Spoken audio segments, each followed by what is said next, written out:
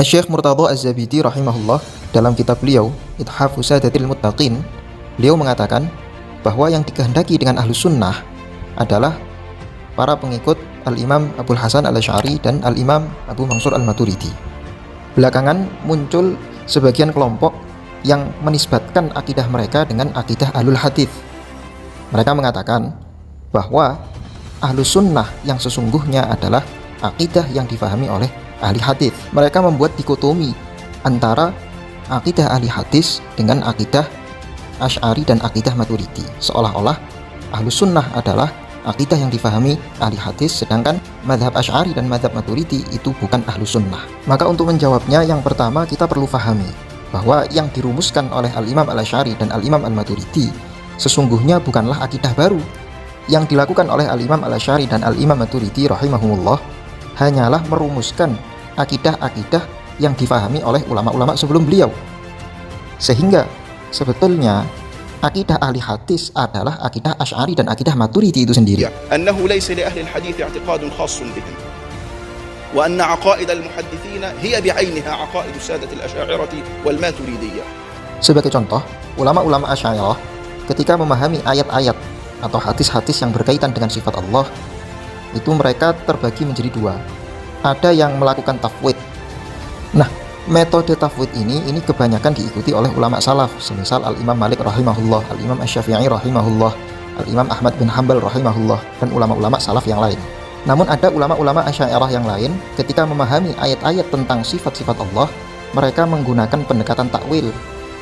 Nah, ini kebanyakan dilakukan oleh ulama-ulama khalaf atau ulama-ulama belakangan, era setelah ulama salaf. Apakah pendekatan takwil tidak pernah dilakukan oleh ulama salaf? Jawabnya, banyak sekali ulama-ulama salaf, bahkan di kalangan para sahabat radhiyallahu anhum, yang melakukan takwil atas ayat-ayat yang membahas mengenai sifat-sifat Allah. Sehingga sebetulnya ulama salaf ini memang sejak dahulu terbagi menjadi dua. Ada yang melakukan pendekatan tafwid ketika memahami ayat-ayat tentang sifat Allah. Ada juga ulama salaf yang memahami ayat-ayat mengenai sifat Allah dengan pendekatan takwil. Kemudian pertanyaannya sekarang, apakah orang-orang yang hari ini mengaku sebagai pengikut mazhab akidah ahli hadis melakukan takwil atau tafwid? Jawabannya, sebetulnya mereka tidak melakukan dua-duanya.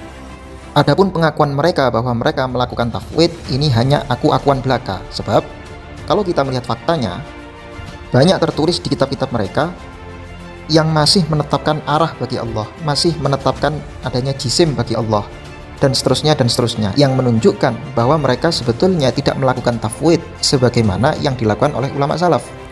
Kemudian sebagian mereka mengatakan bahwa ahli hadis itu menentang Asy'ariyah. Buktinya, kalau misalnya melihat kalimat-kalimat yang ditulis oleh Al-Imam Az-Zahabi rahmatullah alaih dalam kitab beliau, banyak sekali ditemukan kritik keras beliau terhadap ulama-ulama Asy'ari. Maka bagaimana menjawabnya?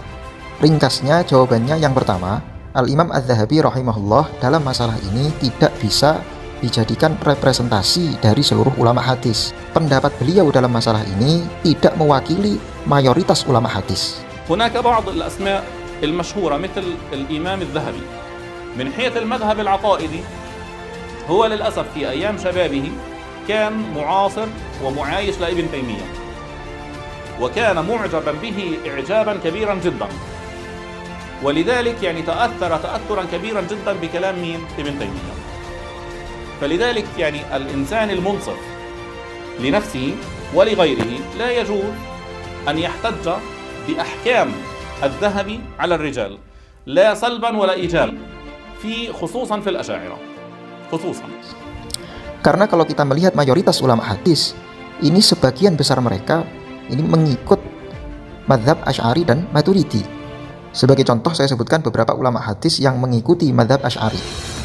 Ada Al-Imam Ibnu Hibban rahimahullah, ada Al-Imam Al-Baihaqi, Imam Ibnu Asakir, Al-Imam Abu Nu'aim Al-Asfahani, Al-Imam Ibnu Salah, Al-Imam Izzuddin Ibnu Abdissalam, Al-Hafidh Ibnu Hajar Al-Asqalani, Al-Imam An-Nawawi, Al-Imam Al-Iraqi, Al-Imam Ibnu Daqiq Al-Aid, Al-Imam As-Suyuti, Al-Imam As-Sakhawi, Al-Imam Mulla Ali Qari, Murtadha Az-Zabidi, dan masih banyak lagi ulama-ulama hadis lain yang merupakan pengikut mazhab Asy'ari.